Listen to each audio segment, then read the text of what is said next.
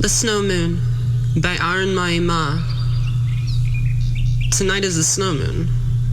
In many traditions, the snow moon is associated with endurance, conservation, and stillness.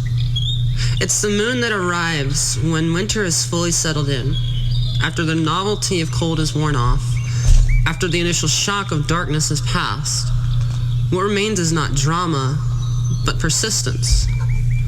For me, this moon is not a beginning. It's a continuation. To understand why this moment matters, I need to go back to December, to what's often called the cold supermoon. At that time, I performed a ritual. Not a public one, not a dramatic one. Just a private act of acknowledgement. The kind of ritual that isn't meant to summon anything new, but to recognize what has already completed itself. I didn't fully understand it then, but what I was marking was the end of a cycle that had taken nearly 10 years to unfold. For about a decade, my spiritual life moved through many systems. Chaos magic, Buddhist frameworks, Hindu devotional and tantric imagery. Sometimes these paths were explored deeply, sometimes sit down for long stretches of time. Tools were taken up, abandoned, rediscovered, and reinterpreted. From the outside, that kind of journey can look unfocused. Internally, though, it felt like something very precise was happening, just not in a straight line.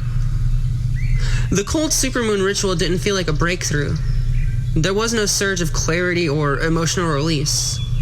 What I felt instead was something quieter, a sense that nothing more was required. And after that, I receded. Not out of despair, not out of confusion, but because movement itself had ended. The weeks following were marked by withdrawal, less outward expression, less desire to name experiences, less need to perform understanding. It felt like hibernation, not a collapse, but a conservation of energy. This is where the symbolism of Kali becomes useful, not as mythology to believe in, but a map of process. In many tantric traditions, Kali is not just a single figure. She is expressed through multiple faces, forms, or functions. These faces are not moral categories or personality traits. They describe phases of transformation that all systems, human, psychological, and spiritual, move through. Some faces create, some expand, some destroy, some conceal, some rest, some hold what remains until it's ready to move again. Importantly, not all faces are active at the same time.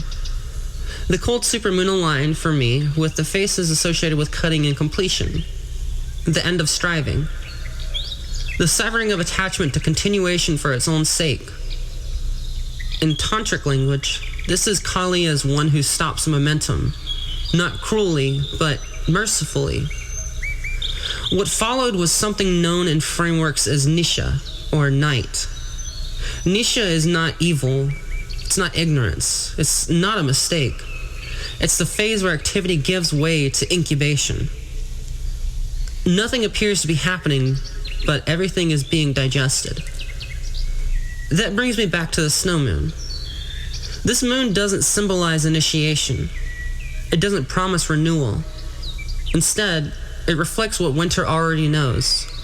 Survival sometimes means slowing down enough to preserve what matters. Under the snow moon, the active, expressive faces of Kali are quiet. What remain are the faces of containment, concealment, and deep rest. These are the phases that don't announce themselves. They don't inspire movements or identities. They simply hold. And that's where I find myself now. I'm not trying to restart my spiritual journey. I'm not seeking new systems or revelations. Chaos magic remains as a foundational lens, though. Not as a constant practice, but as a way of understanding symbolism and agency. Buddhism offers clarity and perception around non-attachment. Hindu and tantric imagery remain as living metaphors rather than dogma. But none of them are being pushed. This is not stagnation. It's integration. 10 years of movement don't resolve through another technique or another insight. They resolve through stillness, through allowing the nervous system, the psyche, and the heart to catch up with what's already been lived. The cold supermoon closed the door behind me, and the snow moon confirms the silence that followed. In that silence, there is no urgency to become anything else. For now, the journey is complete. Not ended forever, but finished enough to rest. And that, too, is sacred. Thank you for listening.